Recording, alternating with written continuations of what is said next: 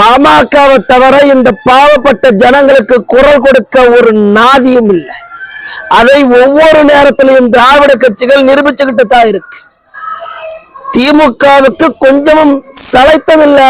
அதிமுக என்பதை ஆதாரப்பூர்வமா அப்பப்பையும் எடப்பாடியும் எடுத்து வச்சுக்கிட்டு தான் இருக்கிறார். நேற்றைய தினம் ஒரு சந்திப்பு, அந்த சந்திப்பு சமூக வலைதளங்கள்ல மிகப்பெரிய பேசுபொருளை ஏற்படுத்துச்சு. ஒரு முன்னாள் முதலமைச்சரை அத்தனை சமூக மக்களும் சந்திப்பாங்க. அத்தனை சிறு குறு அமைப்புகள் முதல் முன்னணி இயக்கங்கள் வரைக்கும் சந்திக்கும். அது எந்த மாற்று கருத்தும் இல்லை. ஆனா எடப்பாடியை சந்தித்து வந்த பின்பாக ஒரு சிறு அமைப்பை நடத்தக்கூடிய அந்த நபர் இட்ட பதிவு என்பதுதான் பெரிய பேசுபொருளை ஏற்படுத்திச்சு. பாலமுரளி என்கின்ற தென் தமிழர் கட்சி என்கின்ற ஒரு அமைப்பை நடத்தக்கூடிய நபர் வன்னியர்களுக்கான 10.5 இடஒதுக்கீட்டிற்கு எதிராக தலைவர்களை எல்லாம் சந்திச்சுட்டு ஒருங்கிணைச்சிட்டு வராரா. அப்படியான ஒரு சந்திப்பா நேற்றைய தினம் எடப்பாடி பழனிசாமியை சந்திச்சு அதை முகநூல் பக்கத்திலையும் போட்டிருக்கிறார். அந்த முகநூல் பக்கத்துல அவர் போடுறப்ப என்ன சொன்னாருன்னா, எடப்பாடி பழனிசாமி எங்களை பார்த்தவுடன் 10.5% இடஒதுக்கீடு கொடுத்தது ஒரு அரசியல் நெருக்கடி, ஒரு அழுத்தத்தின் காரணமாக நான் கொடுத்தேன். அதனால என்னுடைய முதலமைச்சர் நாற்காலியே இழக்க வேண்டிய சூழல் வந்துருச்சு என்பது போல சொன்னதாக அவர் பொதுவெளியில தகவல் பரிமாறினார். ஒரு முன்னாள் முதல்வர் இப்படி சொன்னார்னு ஒரு சாதாரணமா விட்டுட முடியாது. உண்மையாக இருந்தால்தான் போறோம். அதே பொதுவெளியில பதிவிடுறாரு. ஆனா இந்த பாலமுருகன் என்கின்ற நபர் தென் தமிழக கட்சியில ஒரு கட்சி நடத்துறாரு இருக்கு. அந்த ஒரு அமைப்பு எப்பேற்பட்ட அமைப்பா இருக்கும், ஒரு லெட்டர் பேட் அமைப்பு. ஆனா அந்த அமைப்பினுடைய தலைவர் சொல்றாரு, நான் அவர் சொல்றதை கூட ஏத்துக்கலன்றது அடுத்த கட்ட விஷயம் அப்படின்னு சொல்றாரு. அப்ப முன்னாள் முதல்வர் ஒரு விளக்கம் கொடுக்கறத உதாசீனப்படுத்துற அளவிற்கான ஒரு பேச்சு அவருடைய பேச்சுல இருக்கு. ஒரு சாதாரண லெட்டர் கட்சி எடப்பாடி பழனிசாமி பல அரசியல் அழுத்தத்தின் காரணமாக நெருக்கடியின் காரணமாக 10.5% கொடுத்தேன்னு தேவர் அமைப்புகள்கிட்ட தென் தமிழகத்தை சார்ந்தவர்கள்ட்ட சொல்லிட்டு வராரு என்பது இதன் மூலமா நிரூபணம் ஆகுது. எடப்பாடி பழனிசாமி உள் மனசில் வாயிலாக கொடுத்திருந்தா வண்டிகளுக்கான இடஒதுக்கீடு என்பது நியாயமான கோரிக்கை. அது பாமக கொடுத்தே ஆக வேண்டும் என்று தீர்மானமாக இருந்தார்கள். அதற்காக போராடினார்கள். அதனால் வழங்கணும். இதனால தென் மாவட்டத்து மக்களுக்கு எந்த பாதிப்பும் இல்லைன்னு எடுத்து வச்சிருக்கணும். ஆனால் எடப்பாடி பழனிசாமி அதை சொல்லாம அவரே சமாதானம் பண்ண துடிக்கிறாரு என்றால் வன்னியர்களை அவர் எந்த அளவிற்கு நினைக்கிறார் என்பதுதான் பாரு. அதை கடந்து ஒரு விஷயத்தை நம்ம புரிஞ்சுக்கணும். எடப்பாடி பழனிசாமி சொல்றதா உண்மை. பாட்டாளி மக்கள் கட்சியை தவிர்த்து இந்த பாவப்பட்ட மக்களுக்காக பேசக்கூடிய போராடக்கூடிய கட்சி எந்த கட்சியும் கிடையாது. அன்னைக்கு அதிமுகவுக்கு ஒரு தேவை இருந்துச்சு. அதை பாமக ஒரு அரசியல் ரீதியாக அழுத்தத்தின் கொடுத்து எங்களுக்கு நீங்கள் இடத்தை சட்டமன்ற உறுப்பினர்களுக்கான தொகுதியை குறைச்சு கொடுத்தாலும் பரவாயில்ல, நாங்கள் எந்த சமரசத்துக்கும் தயாராக இருக்கிறோம், ஆனால் வன்னியர்களுக்கான இடஒதுக்கீட்டை சட்டமசோதாவை நிறைவேற்றணும் என்று அழுத்தம் கொடுத்து அன்னைக்கு சட்டமன்றத்துல சட்டமசோதாவை நிறைவேற்றினாங்க. எடப்பாடி பழனிசாமி ஒண்ணு புரிஞ்சுக்கணும். அன்னைக்கு நீங்க வன்னியர்களுக்கான சட்டமசோதாவை நிறைவேற்றுறதுனால தான் நீங்க இன்னைக்கு எதிர்கட்சி தலைவர் என்கின்ற நாற்காலில் அமர்ந்திருக்கிறீங்க. இல்லைன்னா அதிமுக ஆளில் தெரியாத ஒரு அனாத இயக்கமாக மாறி இருக்கும். பாமக தயவுலத்தான் இன்னைக்கு அந்த எதிர்கட்சி தலைவர் என்கின்ற பதவி வன்னியர்களுக்கான சட்ட மசோதாவை நீங்க நிறைவேற்றினால்தான் அந்த பதவியை உங்களுக்கு வன்னியர்கள் பரிசாக கொடுத்திருந்தாங்க. அம்மையார் ஜெயலலிதா அவர்கள் காலகட்டத்திலேயே வெல்ல முடியாத வெற்றியை ஒரு 5 ஆண்டு காலம் அதிமுகவுடைய 10 ஆண்டு காலம் அதிமுக ஆட்சிக்கு பின்னாக அதிமுக பெறுகிறது என்றால் அது பாமகவுடைய ஆதரவால் கிடைத்த வெற்றி. நீங்க உள்ளடி வேலை பார்த்தீங்க, பார்த்தா தெரியும். வட மாவட்டங்கள்ல பாமக ஆதரவோட அதிமுக பெருவாரியான தொகுதிகளில் வெற்றி இருக்கும்.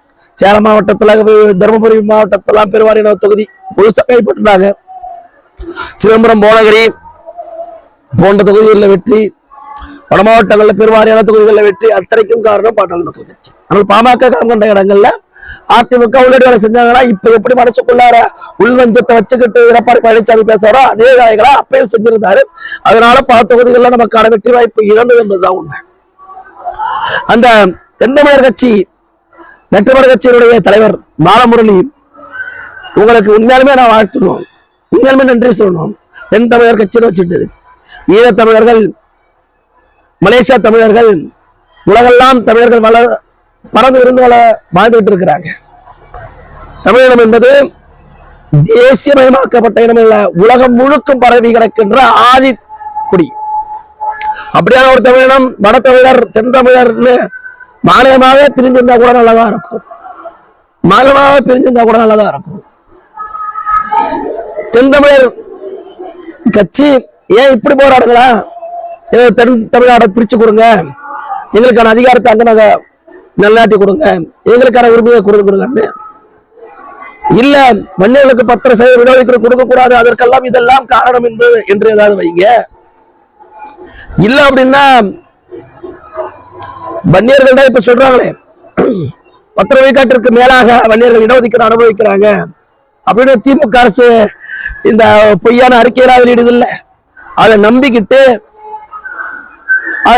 வன்னியர்கள் 10 விழுக்காட்டுக்கு மேல இருக்கிறாங்க, அவங்களே 10 கேட்கறாங்க, விட்டுட்டு போக வேண்டியதானே? அதே பிடிக்க விடுவாங்க. முதலமைச்சருடைய மச்சானே வழக்கு போடுறாரா? சும்மா போடுவாரா? வன்னியர்கள் ஏமாற்றப்பட்டு இருக்கிறாங்க. வன்னியருடைய உரிமையை மற்ற சமுதாயங்கள் விடுங்கிறார்கள். வேல்முருகன் கூட உயர் சாதின்னு சொன்னது யார? உயர் பதவியில் இருக்கக்கூடியவர்களா அவர்களுக்கான சாதிய ரீதியாக செஞ்சுக்கிறார்ன்றதுனாலதான் உயர் சாதி சொல்லியிருக்கணும். அப்படிதான் சொல்லியிருக்கணும். வேல்முருகன் எப்பயுமே புரியாத புதிராகவே பேசுவாரு, அடுத்த கமலஹாசன் மாதிரி பேசுவாரு. அன்னைக்கு அதே மாதிரி ஒரு பேச்சு பேசியிருந்தாரு.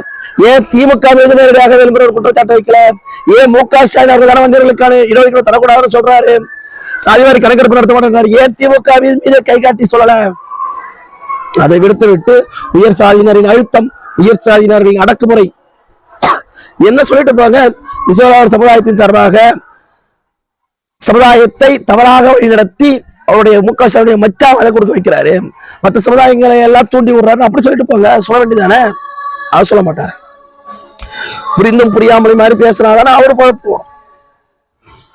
இங்க சுத்தி நமக்கு சுத்தி இருக்கக்கூடிய அத்தனை வலைப்பின்னல்களும் வன்னியர்களுக்கு எதிராக இருந்துகிட்டு இருக்கு என்பதை புரிஞ்சுக்கக்கூடிய நேரம். ஏன்னா இது அழுத்தந்திருத்தமா சொல்றேன்னா, இன்னும் பல பேரு எடப்பாடி பழனிசாமி ஏதோ தூக்கி கொடுத்த மாதிரி சட்டமசோதாவை நிறைவேற்றி நினைச்சிட்டு இருக்கிறாங்க. ஆனா அது அல்ல. அன்னைக்கு பாமக எந்த அளவிற்கான அழுத்தம் கொடுத்துச்சு, எந்த அளவிற்காக போராடிச்சு என்பது எல்லாருக்கும் தெரியும். மணியார் ஆபீஸ்ல இருந்து தாசில்தார் ஆபீஸ், கலெக்டர் ஆபீஸ், தலைமை செயலாளர் வரைக்கும் அன்னைக்கு மனு கொடுத்தோம். எல்லாருக்கும் ஞாபகம் இருக்குன்னு நினைக்கிறேன். அதன் முன்பாக சென்னையில 2020ஆம் ஆண்டு டிசம்பர் மாசத்துல மிகப்பெரிய அளவிற்கான ஆர்ப்பாட்டத்தை நடத்தினோம். அந்த ஆர்ப்பாட்டத்தை நீர்த்து போக செய்வதற்காக அன்னைக்கு பாமகவுடைய கூட்டணியில அதிமுக இருந்துச்சு. ஆனாலும் இன்னைக்கு எல்லாம் பாக்குறோம் திமுக கூட்டணியில பல கட்சிகள். அன்னைக்கு வேலுமுருகன் அவர்களே சொல்றாரு, எனக்கு அவங்கள அறிவாலயம் பிரான்ச்சுன்னு சொல்றாங்கன்னா அதையும் சிரிச்சுக்கிட்டே சொல்றாரு. அது இல்லாம அரசியல் சூழ்நிலை அப்படி இருந்தாக வேண்டிய சூழ்நிலை இருக்கு, அது உண்மை தானே என்று ஒத்துக்கிறாரு. ஆனால் அன்னைக்கு பாமக அதிமுக கூட்டணிகள் இருந்தால் கூட ஒரு சமூக நீதிக்காக ஒரு முழக்கத்தை எழுப்பி பாமக பெரும்பான்மை சமுதாயத்தை ஒன்று திரட்டிய போது அதற்கு எத்தனை தடை விதிச்சது அதிமுக என்பது தெரியும். அந்த தடையை மீறித்தான் இப்போ அடிதான் அந்த இடஒதுக்கீடு எல்லாம் வெட்டுறோம், சட்டமசோதாவை நிறைவேற்ற வச்சோம். இன்னைக்கு இந்த ஒரு பேசுபடியாக உருவாக்கி வச்சிருந்தோம். இன்னைக்கு வன்னியர் இடஒதுக்கீடு கொடுத்துட்டாங்களா கொடுக்கலையா கொடுப்பாங்களா என்பது அடுத்த கட்ட விஷயம். அது ஐயா பார்த்துப்பாரு. ஐயா நம்மளுக்காக இடஒதுக்கீடு நிச்சயமாக வெட்டி கொடுப்பாரு, அதுல எந்த மாற்ற கருத்தும் இல்லை. ஆனால் அன்றைக்கு அந்த போராட்டத்தை நடத்தி அந்த சட்டமசோதாவை நிறைவேற்றவில்லை என்றால் வன்னியர் 10.5 என்று இவ்வளவு பெரிய அளவிற்கான எழுச்சி ஏற்பட்டிருக்குமா என்பதை நினைச்சு பார்க்கணும். அந்த எழுச்சிற்கான காரணம் சமூக நீதி போராளி ஒருத்தர் அன்புமணி ராமதாஸ் அவர்கள்.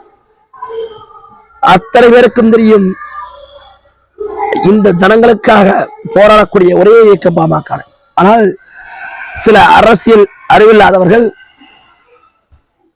திராவிட இயக்கத்தினரால் மூளை செலவு செய்யப்பட்டு முட்டாளாக்கப்பட்டவர்கள் எடப்பாடி என்னமோ தூக்கி கொடுத்துட்டாரு, 83 கலைஞர் என்னமோ இடஒதுக்கீடு கொடுத்துட்டாரு என்று மாதிரிலாம் பேசுவாங்க. வன்னியர்களுக்காக ஒரு துரும்பு அசைந்தாலும் அதற்கு காரணம் ஐயா மட்டும்தான் என்பதை அத்தனை பேரும் புரிஞ்சுக்கணும். வன்னியர்களுக்கு மட்டுமல்ல, அத்தனை சமூக நீதிக்காகவும் சரி, அத்தனை சமுதாயத்திற்காகவும் இருந்தும் சரி. இதே தந்தமிழர் என்னமோ தென்தமிழர் எனக்கே பிடிக்குது. தென் தமிழர் வட தமிழர்னு ஏன் இப்ப ஒன்னாவது சண்டை போட்டுட்டு வேற்றுமுறை ஒற்றுமை காணுமே, பிரிஞ்சிருந்து ஒன்னா இருப்போமே, ஏன் அதுக்கு யாரும் முன்னெடுக்க மாட்டேன்றீங்க? வன்னியர்கள் சொல்றீங்க, வன்னியர்கள் இடஒதுக்கீடு பத்திரம் வாங்கிட்டு இங்க இருக்கக்கூடிய வன்னியர்கள் தெற்க தூத்துக்குடியில வந்து வேலை செய்யணுமா, திருநெல்வேலி வந்து வேலை செய்யணுமா? திருநெல்வேலி தூத்துக்குடியில வன்னியர்கள் பெரும்பான்மையா இருக்கிறாங்க. ஏன் நான் கேட்டா என்ன வருது? நீங்க தருமபுரியில, சேலத்துல, கடலூர்ல, திருச்சியில, பெரம்பலூர்ல, அரியலூர்ல வேலை செய்யணுமானு நாங்க அப்படி கேட்க மாட்டோம். எங்களை அப்படியாக ஐயா அவர்கள் வளர்த்தெடுக்கல. அப்படியாக ஐயா அவர்கள் வளர்த்திருக்க அத்தனை சமுதாயத்தையும் சகோதர சமுதாயமாக தான் ஐயா எங்களை பக்குவப்படுத்தியிருக்கிறார். பல புரிதலை ஏற்படுத்த வேண்டிய தருணம் இந்த தருணமா இருக்கு. மீண்டும் சொல்றேன், தென் தமிழ் எனக்கு சொல்றதுக்கு ஆசையா இருக்கு, அதனால சொல்றேன். தென் தமிழர் கட்சியினுடைய தலைவர் பாலமுரளி அவர்கள் 1/2 மணி நேரம் உட்கார்ந்து யோசிங்க. நீங்க யோசிக்கலாம் பரவாயில்ல, இது மாதிரியான பல பொய்யருடைய முகத்திரைய கிழிச்சறிங்க. நன்றி.